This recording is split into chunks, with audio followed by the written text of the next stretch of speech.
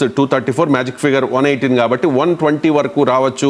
మరో ఎంజీఆర్లా విజయ్ అవతరించబోతూ ఉన్నాడు అంటూ యాక్సిస్ మై ఇండియా ప్రెడిక్ట్ చేస్తోంది.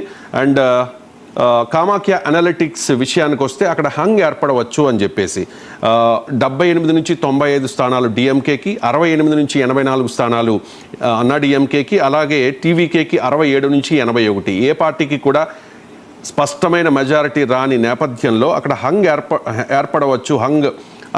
ఏర్పడవచ్చు అనే ప్రిడిక్ట్ చేస్తోంది కామాఖ్య అనలిటిక్స్. అంటే అక్కడ విజయ్ కింగ్ మేకర్ అవుతారు అని చెప్పేసి. సో మిగిలిన అన్ని ఎగ్జిట్ పోల్స్ కూడా చాలా స్పష్టంగా చెప్తూ ఉన్నాయి. మ్యాట్రిజ్ అవ్వచ్చు, పీమార్క్ అవ్వచ్చు, పీపుల్స్ ఇన్సైట్ అవ్వచ్చు, పీపుల్ పల్స్ అవ్వచ్చు, ప్రజాపోల్ అవ్వచ్చు, ఇవన్నీ కూడా డిఎంకే మరోసారి అధికారంలోకి రాబోతోంది, స్టాలిన్ మరోసారి ముఖ్యమంత్రి కాబోతూ ఉన్నారు అనేది ఈ ఎగ్జిట్ పోల్ సంస్థల ప్రెడిక్షన్.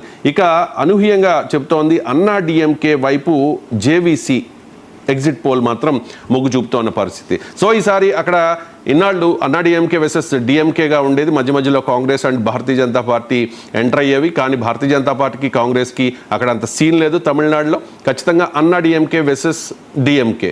సో జయలలిత మరణం తర్వాత అన్నా డిఎంకేలో జరిగిన పరిణామాలని చూసాము.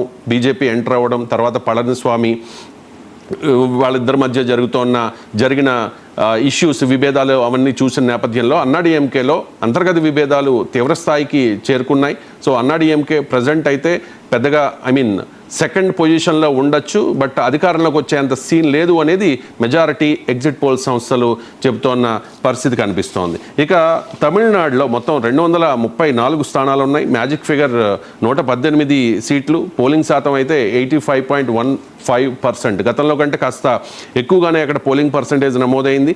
ఏప్రిల్ 23న ఒకే దశలో అక్కడ ఎన్నికలు పూర్తయ్యాయి. సో 2021లో అయితే 76.6 పోల్ పర్సంటేజ్, ఒక 9% పెరిగి 2026లో నమోదైన పరిస్థితి. సో ఇప్పుడు ఏ రకంగా అక్కడ ఫలితం ఉండబోతోంది, మరి కొద్ది క్షణాల్లో అక్కడ కౌంటింగ్ స్టార్ట్ అవుతుంది. ముందుగా